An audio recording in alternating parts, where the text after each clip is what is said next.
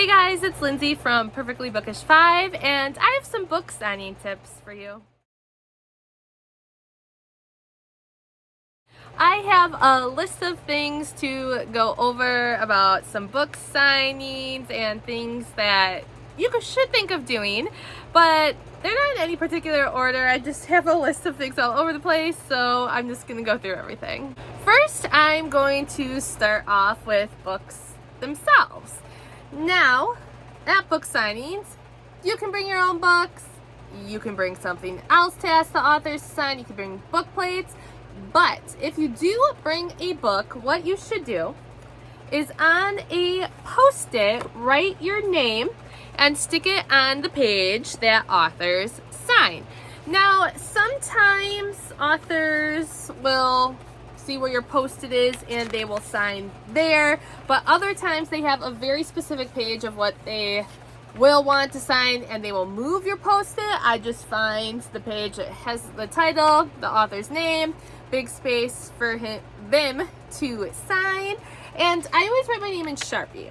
I did pen in the beginning, my first signing, but it's so much clearer in Sharpie. And if you do not want it personalized, it's still nice to put a post-it in the book so it's easy to flip to the correct page. Just put no personalization or signature only. And lots of times when you are waiting in line, if you do not have a post-it in your book, there's usually someone, if it is a very popular line, they usually will, I'm tongue-tied, they usually will have someone walking up and down the line with post-its for you to put in the book. When I go to signings though, this is the pouch that I usually bring with me, and I always have different post-its and stuff in this bag, and I have Sharpies along with pens. And this is just nice because sometimes I end up picking up books while at the signing, and if it's not in a specific author's line, it may be at the bookstore they have on site, or it may be different books that I get in the swag bags. It's just nice that I have extras with me in case I need them. It is always nice to put your books in something when you are traveling. A lot of people use the different book sleeves that they have, but I don't recommend that if you are flying. I had this happen to me once. I have two suitcases. One of them has a plastic outing and the other one is cloth. I have always put my bags in something plastic, has a nice seal on top, and yeah, I just keep them protected in baggies. Now, why I am mentioning this is because one time when I was going to a signing, it was pouring rain while we were at the airport waiting to fly out. And when I got my suitcase, when I landed, it was wet and the water did get through my suitcase. Now, at the airports, they're supposed to do a better job at having the suitcases in a covered area as they bring them out and onto the belts that puts your suitcases in the plane. But of course, once they are on that belt, they are out in the open to the elements. And I was so thankful that I had my books in bags, because otherwise they would have got damaged. Like, I had, like, it wasn't like stuff was soaking, but my clothes were wet enough that I had to hang them in the shower for them to dry. So I would recommend, if you are traveling, just in case it does happen to rain, have them in plastic. Now, if you are driving in your car to a signing, I think book sleeves like this, completely fine. Just be aware of the elements and have your books well protected. Also, I always bring extra bags with me to signings because, like I just mentioned, you will probably get extra books while you're at the signing, whether it's pre-orders you just purchase while you're there, or books coming in your swag bags. It is good to have extras so they can make it home. Also, I find other uses to have a book sleeve with me while I am attending the signing. Now, sometimes I have another pouch like this, but I found it better to have something a little bigger. When I go to different authors, chances are they have swag at their table that you are allowed to take.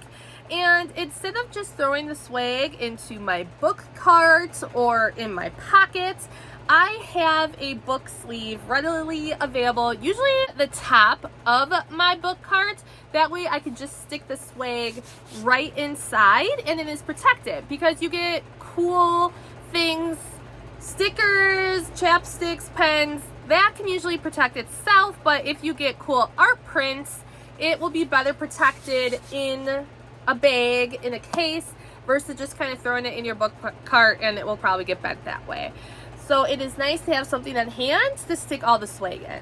I think it's always a good thing as you are prepping, getting ready for the signing, to check if authors that you want to see have pre-orders, because sometimes, yes, you change your mind while you're at a signing, you're in the moment and you do want to purchase a book, but there's no guarantee a special edition especially, or other books that you want from those authors are going to be there. Some of these authors are traveling from very far away and they don't have the means to bring everything or all their books they have ever written with them. So your best bet is to pre-order, especially for those special editions. You never know where you're going to be in an author's line, and sometimes they only bring an extra, let's say 10 copies of a special edition with them, and if you're not within those like first 10 people, you're probably not going to get a special edition. So it is so important also to check when these authors have a deadline when you can pre-order by.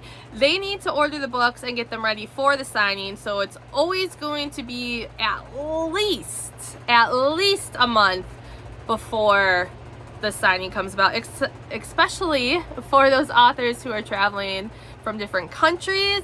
They need more time to get those pre-orders ordered.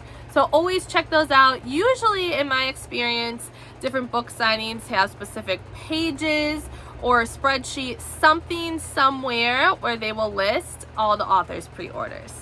Some different things to have with you when you're inside at the signing. I always think a phone power bank is important to have with you.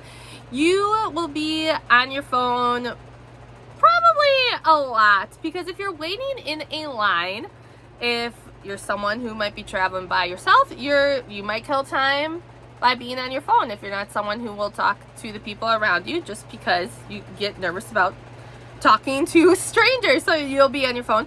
You take pictures with the authors. You may be bringing up your phone as a form of payment. Some signings have apps to match their book signing, and they might have what number wristbands are available. You're just going to be using your phone a lot during the signing. Also, too, if you are waiting to get into the signing, I'm saying usually a lot in this video. So there are places where you can probably line up an hour before doors open to certain events, and that might also be another way you're killing time on your phone. Have a power bank with you, because you don't always have time in between events to quickly give it a really good refresh, a recharge. It's just nice to have one on hand in case you need it. Have a water bottle with you when you're in the signing. You're gonna probably get overheated. There's going to be lots of bodies, no matter what time of year it is. I always get hot in the signings. You're moving around a lot, you're lugging around a lot of books, and it gets hot in there, and it's good to have a water bottle to stay hydrated. Yes, I know you may be thinking, because it's crossed my mind too, I don't want to be drinking a lot because I don't want to leave the signings, have to go to the bathroom. But take care of you, take care of your body. Also have some snacks in your bag. It's always nice to have a granola bar or whatever you like to munch on hand, because the signings can last a really long time. Sometimes it is nice to have a little fan. It was pretty great last year when I went to Book Bonanza. Colleen Hoover and all the swag bags had a neck fan, and it was really nice, let me tell you. I used it for one of the signings and it felt amazing. So like I said, it gets hot in there. Have comfortable shoes. Don't worry about looking nice wearing heels, wearing something fancy, wear something comfortable. You are going to be on your feet a lot. Bring hair ties with you. I have started off signs with my hair down, but again, it gets hot in there and I usually always end up popping it up because I just get overheated. And if you're someone like me who gets overheated pretty easily, it's good to have hair ties on hand. Bring cash with you. I know that we live in a world today where it's all about cards or Venmo me, stuff like that, but have cash. Sometimes it is just easier to have cash on hand. If you're buying a book, you don't have to wait for all the complications that a card or some kind of cash app can bring. You never know if the building you are in is going to have good reception, or when, I don't know what it's called, but those little cubes that people sometimes attach to their phone, sometimes technology just doesn't work. So it's good to have cash. Sometimes with the cash, they will ask for exact change. Just be aware of that, but I have found it easier, for me anyway, to use cash. And also, some credit card companies can get really, I don't think picky is the right word, but can get really aware if you are all of a sudden getting charges on your card and you're in a different state. And I've known people to have their credit cards all of a sudden shut down because their bank thought it was a fraud case. And you don't want that to happen either, or just warn your bank ahead of time if you think that could happen to you. But I think it's always a good idea to have cash on hand. If you are allowed, I recommend bringing a book cart with you to the book signing. I have used backpacks in the past. There was one year at a Polycon where you weren't allowed to have anything on wheels, but you could have a backpack. And yeah, backpacks are nice and totes, but they get heavy. And also having the backpack, your back gets sweaty. A book cart is just an amazing thing to have. I got mine off of Amazon, and I'm sure there are other places where you can get them as well. I believe some Joann's, different craft stores have the carts, and you can decorate it. I think it is fun. I have taken bookish stickers that I have gotten at different signings to decorate my cart. Mine has a lid, so it is nice. If you are in a hotel that is not the same where the signing is at, it is good to have a lid. Again, it was a situation where it was raining. It was nice to have the books covered. And the lid, when I take it off, just attaches right to my cart. My friends have a lid. It slides off of their cart. It stays attached. It's just an easy slide. And also I like the book cart because the long handle that it has, there's 2 metal bars, and on the bars I started putting my wristbands on it. I would always put it on my lanyard, and sometimes that would look funny. Now when I say wristbands, if you don't know, some of the more popular authors at a book signing you will have to get a wristband for. And when your number is called, that is when you can enter the signing line. Some people like to have them on their wrist. It is right there. I tried that the first year. It was just too much and sweating on my arms, the extra stuff. I just didn't like it on my body. Then I went to the lanyard, and too, it just got to be a lot, and it looked weird in pictures. This last year, because this was the first year I had a book cart of my own, I liked putting them on the metal bars. They're right there. Did I get a little paranoid if one was going to fall off, or if I brushed against someone it would rip off? I did, but you just gotta do what you feel is right with your wristbands. But also, a good thing about having a lid on your cart, some people sit on their carts and use it as a seat in line. I don't want to break it. But also, it is nice because I have pre-ordered stuff before, and lots of times, when it is a bigger pre-order, they will give you a tote that comes with your pre-order, or a bag. And once the signing is all over, I put those totes on top of my cart to wheel it around and wheel it back to where I'm going. I think it is important to print a floor plan, a seating chart to have right in front of you. Yes, you can pull it up on your phone, but I personally like a bigger copy. I have just printed them before on paper. My friends went all out for us last year and she laminated copies. And what was also nice with the different ones she made for each of us is on here she put if it was a ticketed author, because you usually know that ahead of time. Sometimes at signings other authors get added on to be a ticketed or wristbanded author.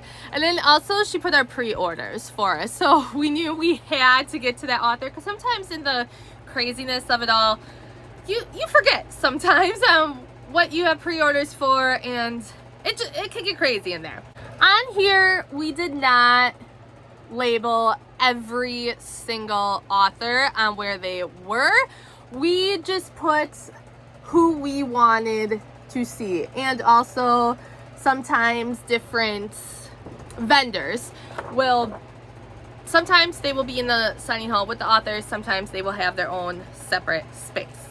But we did the style that worked best for us. And two, also these are different anthologies: Cocktails, Nightingale, Smartasses. I know I'm going to bring Aloha with me to some signings this year.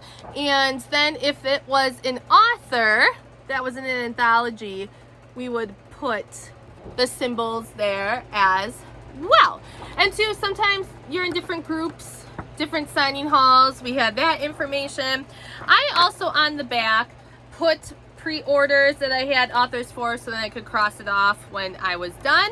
So it's just nice to have copies of the signing floor and what your plan is. Again, my friend went above and beyond for us last year, but I always have a notebook. Do I have one close to me? I don't, but oh, maybe I do.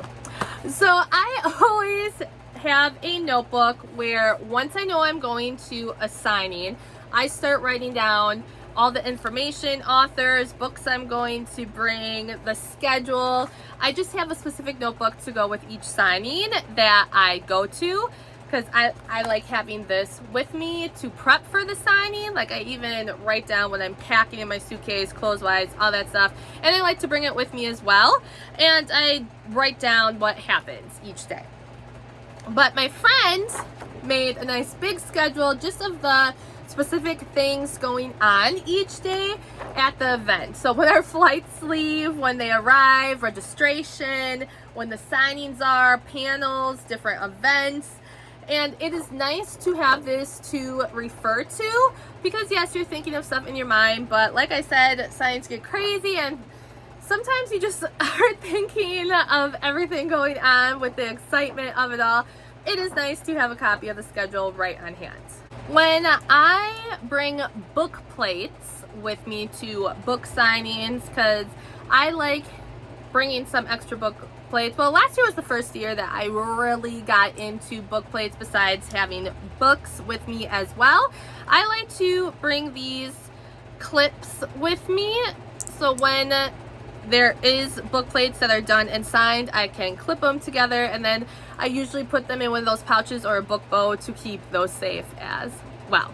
And two, before I clip those book plates, I really quickly put the author's initials on the back, so like Colleen Hoover, CH. If I can't really tell what the signature says, I want to know for later who signed it. So it is just really nice to quickly do that as I'm moving on to the next author. One thing that really bugs me about signings is people who don't know the rules. You have a lot of time to read up on the signing, ask questions, look at the frequently asked questions pages, and some things are just plain common sense. So please, before you go to the signing, know the rules. My friends and I were first timers at a Polycon once at Book Bonanza. There's always going to be first timers going to a signing. There's a brand new signing that I'm going to in September that is the first of its kind. I am going to read up on the rules. always be someone at a signing who tries to do something or get away with something, and they will get mad about it, take it out on the volunteers, and it's just so frustrating because if they would have read the rules, we wouldn't have gotten to that point. For example, one of the rules that you should know before you go to the signing is how many items you can ask to be signed in a signing line. Now, a Polycon, the very first year that I went, their signing limit was 5 items. Now, it could be books, it could be a notebook, book plates, whatever. It was 5 total items. Then they brought it down to 3 because 5 was a little much, and it just worked more efficiently to bring down that limit. There are some authors that will make exceptions, and they'll let you have more in the signing line. Book Bonanza, the 2 I have been to, have never had a limit. Specific authors, the more popular authors, they set their own limit, but they stated that ahead of time. And other authors just went with the Book Bonanza rule. Said, you brought it, I will sign it. Now, there are some people that I have seen argue in the past, well, I brought 10 books, I want them to sign all my 10 books, and they just weren't getting the fact that there was a limit. Like, authors need to break their hands, get tired. They want to be respectful of trying to meet as many people as we can. There are reasons for signing limits, and it's not that the author is trying to be cruel. They want to see as many readers as they can, try to get through the line, and they also don't want their hand to fall off. So it's simple little things like that that you just got to read up on, like how early you can line up for an event. Some places have all the space in the world, and you can line up quite a few hours ahead of time. Some places where the event is taking place in a hotel, you're not the only events there. There are other events going on, and the hotel specifically requests that you only line up a certain amount of time ahead of time, because otherwise you start blocking the way for other hotel guests and other event attendee guests, and it becomes a fire hazard. So again, there are reasons for these rules. It's not to be mean, there's safety concerns sometimes. So please just read up on the rules that are there and be knowledgeable of what is going on. That is why we have these Facebook groups. Ask questions, all this stuff you can ask ahead of time. It is okay to ask questions. There are people who will ask previous attendees. You can ask the people in charge of the event. Ask so you know ahead of time. One thing that my friends and I found super helpful for last year was planning out our meal times. Now, when we went to a Polycon, we flew in and there was a shuttle that took us from the airport to the hotel, and that was really nice. Now, when we went to Book Bonanza, we were very, very fortunate that her parents took a trip down there and they had a car so we could drive around to different areas. Sometimes you go to some events and you're just not around anything. It's just a hotel kind of area, and it's harder to find other places. Now, times are so tight in between signings, it's hard to fit in a meal. So what my friends and I found helpful was we looked at surrounding food or restaurants near where our signing hotel was. Now, it was very nice. The old hotel where a Polycon was hosted, because this is the first year it's going to be at a new place, there were places within walking distance. So we had it planned out each day where we wanted to go. So we had a plan. We weren't sitting and thinking about it. We just knew where we wanted to go. And also, some of those times were a lot trickier. So while we were finishing up a signing or event, we had already planned out what we wanted to order. My friends had our list of what we wanted, and wherever we were at that certain point, she had an alarm on her phone to be like, order the food. So she put it into a DoorDash order, And then by the time the signing was done, that is when our food was going to be there, so we could quickly get our food and run upstairs to our room to eat. We did not do that for our first year. That was our first like big signing where we had to travel far to go, and it just saved so much time and stress doing it this way, having a plan. So just know different areas that are around you, because hotels, they can get expensive with the food, and it is nice to know your options, because like I said, some of the gaps in between events, signings, panels aren't that big. And when you have huge events, a whole bunch of people are going to be going through these same thoughts. Places can get crowded really quickly.